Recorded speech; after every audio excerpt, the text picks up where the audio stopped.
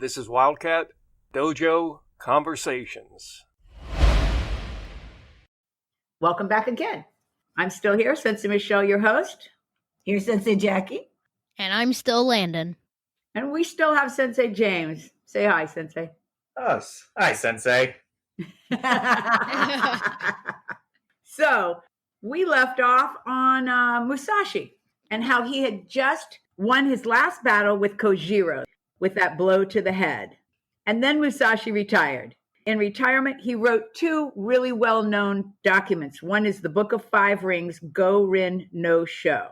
And if I have my facts straight, Sensei James, you actually have that book on audio. I do, Sensei. It's quite the fun listen, I'll tell you. Well, since I wrote here in my notes, very hard to follow, it's the kind of book you could listen to 4 or 5 times and learn every single time. It is. You know, as much as I love reading, I feel like if I sat down and I read this one, I wouldn't understand a single word. So I'm glad I have somebody pronouncing everything correctly and reading it into my ear as I listen to. But yes, you do learn something every time you listen to it. It's just very hard to understand.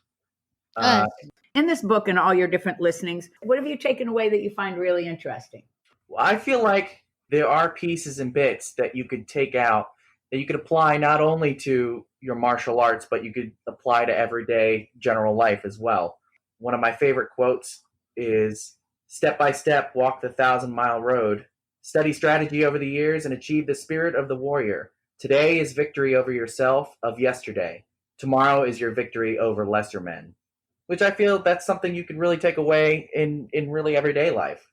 I 100% agree. And if we broke that down again, even on this little podcast, how many times have we said that it's really important to focus on the minute that you're in? Yes. And one of my other favorite excerpts from the book, I love ki-eyes, as you know me, Sensei. And there's a little bit where he talks about the 3 different ki-eyes or 3 shouts. Well, you're going to have to check out our Kiai podcast then. I did as a matter of fact. It's really, awesome. I enjoyed it. What does he say? He talks about how the ki-eyes, you have 3 different ki-eyes. You ki-eye at the start of a battle as loudly as possible. During the fight, the voice is low-pitched, shouting as we attack. And then after the contest, we shout in the wake of our victory. These are the 3 shouts. Now that is a really, really cool take on it. Yes, because the first ki is the war cry. Which is exactly what I thought, because we discussed that when we did our little bit of research on the ki. And then it's that guttural ki as you're going through. But I wonder what the victory war cry or the victory ki would be. Would sound like? Yes. I guess different for different people. And not to go off on ki-eyes here, but I do have a nice little frame from Master Collegian that he gave at the Fort Myers tournaments.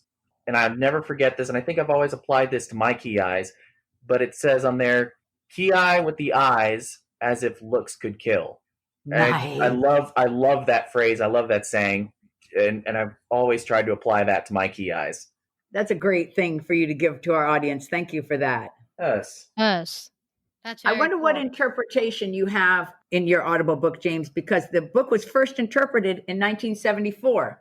There was a man who recently interpreted the book, and his name is Stephen J. Kaufman. Many people have written online that this book, it is an interpretation, but what he did with it is he tried to make it so that the concepts were understandable. And I would like to take a look or a listen to his version just to find out if it is more comprehensive. More intelligible, yes. To a person who was just listening, who wasn't at battle at age 13. Because if he wrote this book at 40, he had already been at war for 30 years by the time he made this idea. Yes. You do have to keep an open mind for this book. And it's not a one read through. It's something you have to read through over and over and over and over. Also, don't you find that you have favorite passages, so you'll sometimes just go to those? I do, yes. He breaks up the different chapters into elements, so you could kind of pick out, oh, well, I want to listen to the fire, or I want to listen to water, or one I find most interesting, it's also the shortest one, is the void. Nice. Oh. And Elements is coming up soon. Yes, it is. And when Miyamoto Musashi, when he retired, he attained his Buddhist name, took up Sumi, which is monochromatic ink painting. And when I read that, I said, wow. That's very thought-provoking. And very different from what he had done before. But like all martial arts, he applied his same skills, his skill of focus, his skill of repetition, all the Correct. skills that he had put towards his sword fighting, he put towards his ink painting. Us, definitely. So I did do some research about his ink paintings, and there are some really cool ones. If you just type in Miyamoto Musashi ink paintings, there's a lot on Pinterest, and you can actually even buy them. So there's some really interesting ones, a lot of wildlife, but there's one called The Brush is the Sword of Mine. And that one I think is really cool. It looks like a gi top and a hakama. And it's a very cool painting. So if you want to see that, it's called The Brush is the Sword of the Mind by Miyamoto Musashi. I'm going to look that one up. Well, I know that his book, The Book of Five Rings, has some interesting artwork on the cover. I wonder if that is one of his paintings. For those of you who are going to jump over and make a little comparison, if you look at the different books by Master Collegian, almost all of them are artwork that he made, except, of course, his choke book, which is his hand on the cover. I remember that being quite the big hand, quite the grip. Up close and personal, that's just what it looked like. Now, supposedly, he wrote a Ronin's 21 Rules, Laws of Life. Sometimes it is called the Dokkodo, the way of walking alone or the way of self-reliance. And supposedly he wrote that in the weeks before his death. We're going to come back to that in just a minute, but I'm going to start by saying that he died of natural causes, either lung or possibly thoracic cancer, which I didn't even know cancers existed in the 1600s. Did you guys? No, but I think they probably just alluded to it from something that came in the present. They wouldn't have had anything called cancer back then. It was not classified as cancer. There was a different name for it. So that's just their modern interpretation, is what you're saying. I believe so. Got it. I have to say, as a warrior of his caliber, dying of natural causes actually is pretty amazing that he didn't die by the sword. And a legend has it that his death was a respectable warrior's death. There were 3 different accounts, 3 different opinions, and it was a long time ago. So I'm just going to leave it at that. But if you guys listen and you guys have an idea that your source is an excellent source on Musashi and you want to tell us which one of the deaths we should take as the one that is the most accurate, please get in touch with us. And there are 4 ways to get in touch with us. Right, Landon? Sensei, would you like me to tell them? You start us, Landon, and we'll pick up. So my favorite, and I think that this will be actually very cool, you can leave us a voicemail at 954-350-1915, and you can also text your story. Text messages and Facebook messages are the way most people send me their listener mail. And of course, the Facebook is Wildcat Dojo, as is the webpage, Wildcat Dojo. On the webpage, you need to click on the Dojo Conversations link. So we want you to go and look all over the webpage, but click on the Dojo Conversations link if you're looking for pictures of James or Landon's parents who were both on recently, and so on and so forth. There's one more. Dojo Conversations at AOL.com. Send us a nice long email. That would be unusual. We would like to hear about you. We'd like to hear what you think of us. And we'd like to hear what you would like to hear from us. Okay, we're going to travel back to the 21 precepts. And I've decided that what we're going to do is we're going to read them all out. Sensei Jackie, you start me out with 1 through 5. Accept everything just the way it is. Do not seek pleasure for its own sake. Do not, under any circumstances, depend on a partial feeling. Think lightly of yourself and deeply of the world, and be detached from desire your whole life long. Okay, Sensei James, you want to pick it up? Sensei, do not regret what you have done. Never be jealous. Never let yourself be saddened by a separation. Resentment and complaint are never appropriate, neither for oneself nor others. Do not let yourself be guided by the feeling of lust or love. Okay, you got it, Landon. In all things, have no preferences. Be indifferent to where you live. Do not pursue the taste of good food. Do not hold on to possessions you no longer need.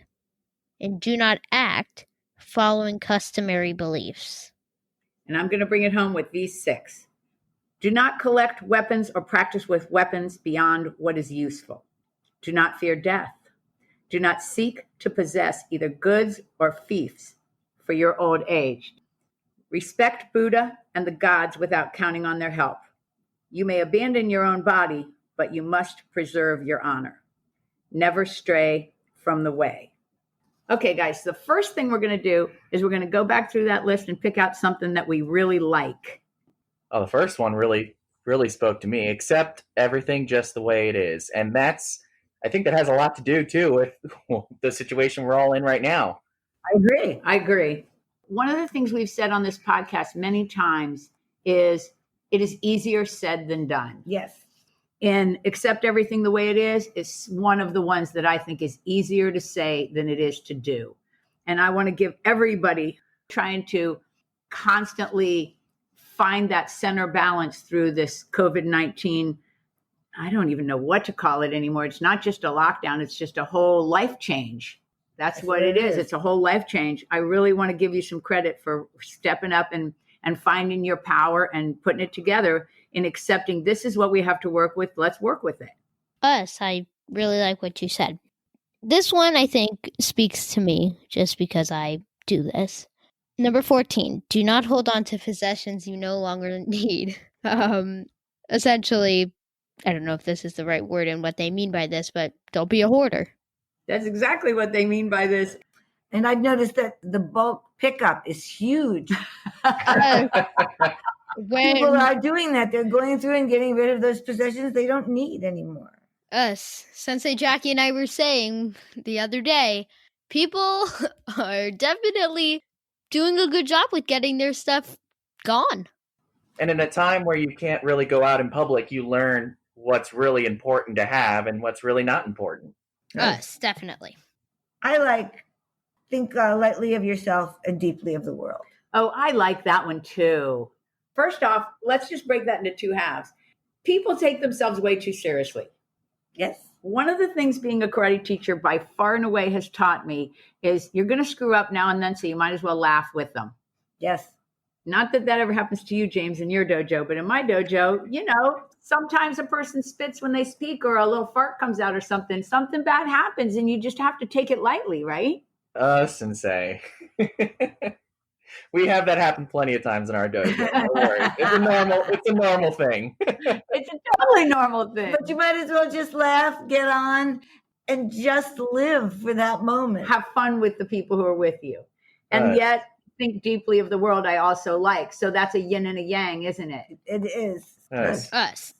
And I like the one that says resentment and complaint are appropriate neither for oneself nor for others. He took a long way to say that complaining is a gigantic waste of time and resentment is a gigantic waste of mental space. Correct. That's a really, really good one for everybody, including me, to constantly keep it in the forefront of their mind. Sensei. See, I left you guys speechless. It's a lot. It is a lot to think about. Isn't it? Okay, let's go on to look through and find one that we think either is just really hard to understand or it doesn't even really apply in modern times. Even if you were talking about respect Buddha and the gods without counting on their help, you could apply that to any religion. It doesn't have to be Buddha. He just happened to be a Buddhist. I don't think that he meant anything untowards towards another. Well, I wasn't there, so I don't know what he meant, but I'm just saying a person could apply that to whatever they felt was their higher power. That's correct. That's okay. All right. In all things, have no preferences. That's a hard one, isn't it? That's kind of a brain twister there. Yes, but in the Book of Five Rings, doesn't he mention the empty circle? The empty circle. Because it's a famous Zen story, and we've talked about it once or twice on the podcast, and that is the whole point of the empty circle. It's symbolic of the warrior needs to be everywhere, but attach nowhere. hence the circle and its imperfectness, its imperfection, I should say, is symbolic of the imperfection of the human state. Again, like accept things, all things the way they are, or whichever other one you want to pick. It's one of those things where you can go for it, but sometimes you're just going to be a human. That's right. That's what a lot of them are. I don't totally understand. Do not, under any circumstances, depend on a partial feeling. See, and I read that to mean don't doubt yourself. Oh, What do you think on that, James? I think that has to do with, when you have a gut feeling about something, you should follow that gut feeling. If you kind of have a maybe, don't go with the maybe. Go with the for sure. I feel this is good. I feel this is right. Let me go down this path. I agree. I think it means once you've decided, go. Right. Do it. Okay, Landon, that leaves you to give us one more. Us. I don't really understand the you may abandon your own body, but you must preserve your honor. Yes, see, now that is a tricky one. Landon, you were there when we recorded the moral code of the samurai. And the main thing that I think that people get wrong when they're talking about justice, honor, and loyalty is they're thinking in their heads about it from the outside towards them, but actually in the samurai code and in modern times as well, and if you look it up in the dictionary, it will tell you that honor is to act honorably, not to be treated honorably. And justice is to act with a just attitude towards others, not that they have justice towards you. And so turn the tables on it and see, it kind of goes with the one where it says, do not fear death. When it's time to let go of the physical body, according to him and according to people who fought to the death on a regular basis, you have to be willing to let go of the physical body. But you're going to take your honorable comportment with you as you go. Us. And I mean, I'm not sure if this is related, but Northeast High School in Broward County, they are a big part of our Student Council Association here in South Florida. And their saying is leadership is action, not position. And I think, I don't know if they're going to hear this, they probably won't, but I really think that speaks to some of the things that we're talking about. I 100% agree. yes. And in the last couple of podcasts, we were talking about Aristotle said, greatness is not an act, it's a habit. And that's one that is a similar thing that I like. It's just the person you become. It's not just 1 minute in your life that stands out among all other minutes. I think that's pretty much where we're going with all this. Do you guys agree? Yes, I do. All right. Do you have anything last minute that you would like to add, James, about either the Book of Five Rings, Musashi's life, or even this 21 Precepts? Well, you mentioned the 21 Precepts. Now, you said he wrote this right before the end of his life, correct? That's what they say. I see a lot of similarities of these 21 bits and what's actually in the Book of Five Rings. He says a lot of these same things. Do not fear death, never stray from the way. Us. Even the interesting one that I didn't mention, do not collect weapons or practice with weapons beyond what is useful. Yeah, I love that one, don't you? Yes. Oh, it's a Sensei. That's a tricky one because we love weapons. We do. And he does mention in his book as well, he says, never have a favorite weapon. Don't have a favorite weapon. Work all your weapons equally as much. Okay, but we all have favorite weapons. So secretly, we all do. Or not so secretly. We just won't tell Musashi. He won't mind anymore, I don't think. So I'm going to make one more little joke. You know how people say about modern people how they have to have everything in bullets because they don't have the focus to read the whole thing? Yes. He was doing that before it was popular, right? He took his whole Book of Five Rings and dropped it down into 21 bullets. That's it. Nope, he That's did. funny. He really did. That is a cool closer right there. Us. Anyway, James, did you know that I have a little store where you can buy bling? Really? The fact that I use know. the word bling is sad, isn't it? You're adapting to the times, Sensei. That's all right. We have Wildcat t-shirts, mugs, we have bags, we have dog tags. It all says Wildcat Dojo on it. If you go Cafe Press, you either have to / or whatever their little gig is for Wildcat Dojo, and my stuff comes up. We would love that if you guys went on and bought something. We would say thank you for that. And with that, I'm going to call it. I want to thank you, James. I knew we were going to have a great time with you, and I have had a great time. Us, definitely. Us, thank you. I really enjoyed it, and I hope someday I could be back on as well. Totally going to happen. Oh, definitely. Us, thank you, Sensei. Goodbye and come back soon. See you again on the next episode. I'm signing out. Who are you going to call for all your karate needs? Honor Athletics, of course. 770-945-5150. HonorAthletics.com.